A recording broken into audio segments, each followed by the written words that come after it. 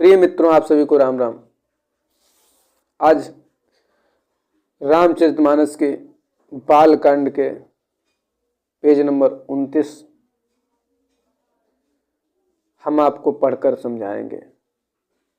समझाने की कोशिश करेंगे। मंगल करनी कलिमल हरनी, तुलसी कथा रघुनाथ की, गति कूर कविता सरित की, ज्यों सरित पावन पाथ की।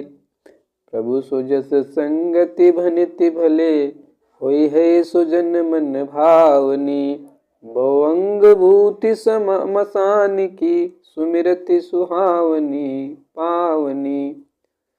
तुलसीदास जी कहते हैं कि श्री रघुनाथ जी की कथा कल्याण करने वाली और कलयुग के पापों को हरने वाली है। मेरी इस भद्दी कविता रूपी नदी की चाल पवित्र जल वाली नदी गंगा जी की चाल की भांति टेढ़ी है। प्रभु श्री रघुनाथ जी के सुंदर यश के संग से यह कविता सुंदर तथा सज्जनों के मन को भाने वाली हो जाएगी। शमशान की अपवित्र राख भी श्री महादेव जी के अंग के संग से सुहावनी लगती है और स्मरण करते ही पवित्र करने वाली होती है। प्रिय लागई अति सबई मम, भनिति राम जस संग। दारु विचार की करे, को वंदिये मलय प्रसंग। श्री राम जी के यश के संग से मेरी कविता सभी को अत्यंत प्रिय लगेगी।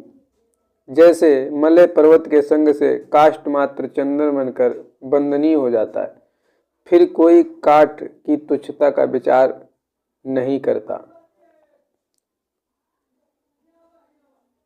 श्याम सुरभि पर विशद अति, गुणद करई सब पान। गिरा ग्राम में सिय राम जसु, गावई सुनई सुजान। श्यामा गौ जो काली होने पर भी उसका दूध उज्जवल और बहुत गुणकारी होता है, यही समझकर सब लोग उसे पीते हैं। इसी तरह गंवारू भाषा में होने पर भी श्री सीताराम जी के यश को बुद्धिमान लोग बड़े चाव से गाते और सुनते हैं। मणिमाणिक मुक्ता छवि जैसी, अहि गिरि गज सिर सोहन तैसी।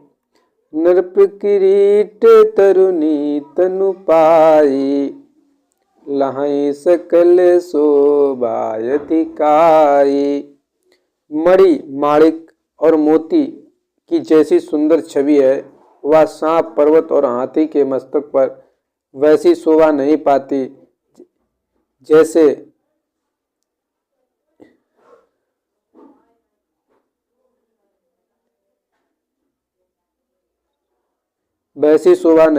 जैसी राजा के मुकुट और नवयुवती स्त्री के शरीर को पाकर ही ये सब अधिक शोभामान शोभा को प्राप्त होते हैं।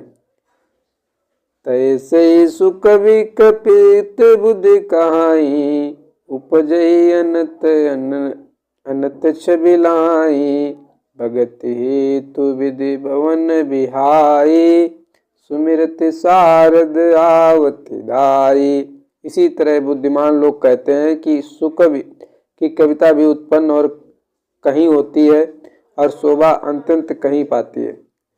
अर्थात कवि की वाणी से उत्पन्न हुई कविता वहाँ शोभा पाती है जहाँ उसका विचार प्रचार और उसमें कथित आदर्श का ग्रहण और अनुसरण होता है। कवि के स्मरण करते ही उसकी भक्ति के कारण सरस्वती ब्रह्मलोक को छोड़कर दौड़ी आती है। प्रिय मित्रों, आप सभी को